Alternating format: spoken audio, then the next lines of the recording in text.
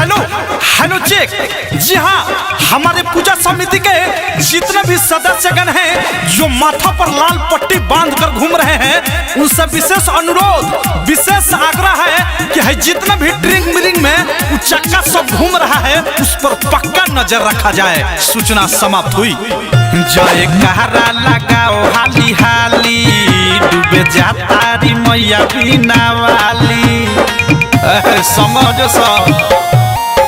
जय कहरा लगाओ हाली हाली, डूबे जाता री मैया बिना वाली।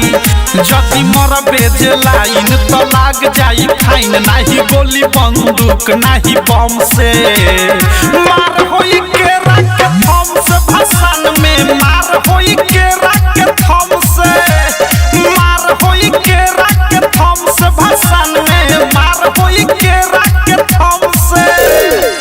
हेलो ऑपरेटर भाई, आवाज कम कीजिएगा।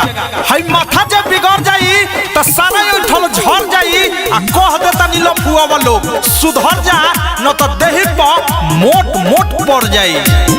अरे ऐसे जे करबे जे नियम बिगड़बे, बोली जे बात के हुलबर लबर, ढाला में से घिंच के अमारब हिंच के दे दे हम पिठिया पहबर हबर। अरे ऐसे जे करबे जे नियम बिगड़बे, बोली जे बात के हुलबर लबर, ढाला में से घिंच के अमारब हिंच के दे दे हम पिठिया पहबर हबर। समझ जवन गाना ऑपरेटर बजाई, सभे ओही पकमर हिलाई, नहीं होई फरमाइश जे करी तेरे बाईस, दुनु गलिया पचाटी लागी धम से, मार होई के रख थम से भसान में, मार होई के रख थम से, मार होई के रख थम से भसान में, मार होई के रख थम से।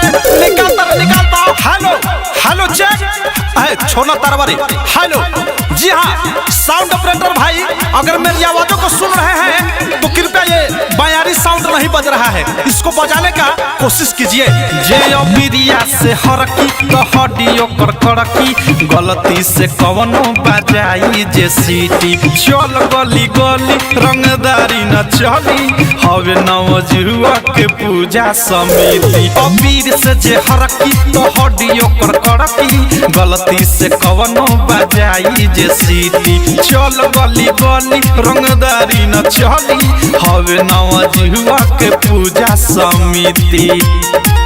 प्रेमी औधस के बड़ाई जे खीस के, तो लगा दे पीछे के नीतीश के, नाही चली कौनो पुड़िया बात कहे सूर सूर्या, तू फौक तारे कवना के दम से, मार होई के रख थम से भसान में, मार होई के रख थम से, अरे मार होई के रख थम से भसान में, मार होई के रख थम से।